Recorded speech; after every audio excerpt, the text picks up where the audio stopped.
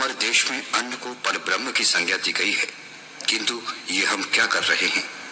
आप किसी भी विवाह समारोह में जाइए, वहां आपको क्या नजारा देखने को मिलता है? हमारे देश में नहीं वरन विश्व में कई छोटे छोटे देश ऐसे हैं जहां लोगों को अन्न की कमी के कारण कई दिनों तक भूखा सोना पड़ता है। ऐसे में हम विवाह समारोह में इतने अन्न की बर्बादी कैसे कर सकते हैं? आजकल कहीं बफे सिस्टम चलन में है। बफे सिस्टम में खाना हमारी सुविधा के लिए होता है ताकि लोग अपनी जरूरत और पसंद के मुताबिक खाना लें और खाने की बिल्कुल भी बर्बादी न हो। लेकिन किसी भी समारोह में आप देखेंगे कि मेहमान प्लेटों में खाना इतना अधिक भर लेते हैं मानो उन्हें दोबारा खाना नहीं लेने दिया जाएगा। शादी में खाने की जितनी ज्यादा वैरायटी होती है, खाने की बर्बादी भी उतनी ही अधिक होती है और अंत में न खाने के कारण वो पूरा का पूरा खाना डस्टबिन के हवाले कर दिया जाता है। हम केवल खाना ही नहीं फेंकते वरन खाने के साथ डिस्पोजेबल प्लेट, कटोरी और गिलास आदि भी फेंक देते हैं। समारोह के संयोजक समारोह के पश्चात पूरी की पूरी जूठन सड़कों पर या डस्टबिन में फेंक देते हैं। इसी खाने को हमारे देश के भूखे गरीब बच्चे उठा उठा कर खाते हैं। सड़कों पर फिरने वाले जानवर खाते हैं और खाकर बीमार होकर धीरे धीरे मृत्यु को प्राप्त होते हैं। फेंका गया खाना सड़कों पर सड़ता है जिससे वहां मक्खी, मच्छर और रोग के कीटाणु पनपते हैं। यदि कूड़ा उठाया नहीं गया तो वो नालियों में जमा होकर नालियों को चौक कर देता है और हमारे पूरे शहर को गंदा करता है। क्या हमारे राष्ट्रपिता महात्मा गांधी ने ऐसे ही भारत की कल्पना की थी? हम इस समय स्वच्छता अभियान चला रहे हैं।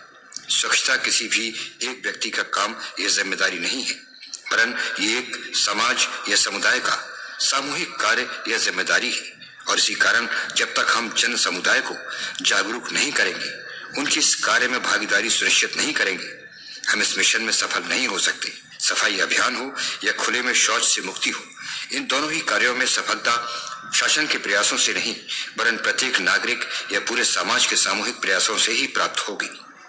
संगीत किसे प्रिय नहीं होता, किंतु शादी घरों में डीजे पर ऊंचे कर्कश स्वरों में जो संगीत बजता है वो युवाओं को भले ही आनंदित करता हो, लेकिन विवाह समारोह में आने वाले वयस्क मेहमानों के स्वास्थ्य के लिए घातक होता है।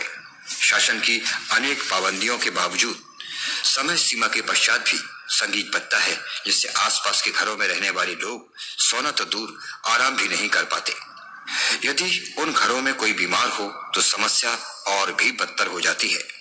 विवाह के संबंध में शासन द्वारा आयु निर्धारण एवं दहेज विरोधी कानून बनाए गए हैं, लेकिन उन सभी कानूनों को ठेंगा दिखाते हुए आज भी हमारे यहाँ बाल विवाह होते हैं।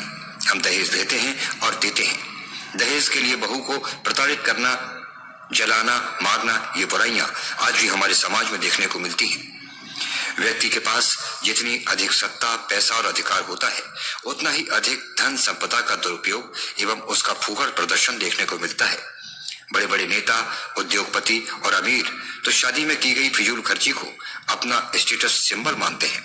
बाजारवाद एवं भौतिकवादी संस्कृति के कारण ही ये सत्ता और पैसे का प्रदर्शन दिन प्रतिदिन बढ़ता ही जा रहा है। ऐसे में हमें कहीं न कहीं रुकना ही होगा। उसके लिए जन जन में जागरूकता लानी होगी। जब तक हमारे देश के नेता, उद्योगपति और विचारक इस ओर कदम नहीं बढ़ाएंगे, विवाह में सरलता और सादगी को तवज्जो नहीं देंगे, तब तक ये अनवरत ऐसे ही चलता रहेगा। शादी में दहेज एवं फिजूल खर्ची के कारण सामान्य नागरिक कंगाल होता रहेगा, क्योंकि सामान्य नागरिक तो इन्हीं व्यक्तियों को देखकर ही अनुसरण करता है। आइए आज हम सब ये प्रण करें कि देश में होने वाली धन और अन्न की बर्बादी को रोकेंगे।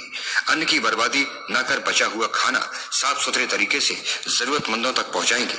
अपना पैसा फिजूल खर्ची में बर्बाद न कर किसी उत्पादक कार्य में लगाएंगे, जिससे अनेक बेरोजगारों को रोजगार मिलेगा और हमारे पैसे का भी सर्वोत्तम उपयोग होगा।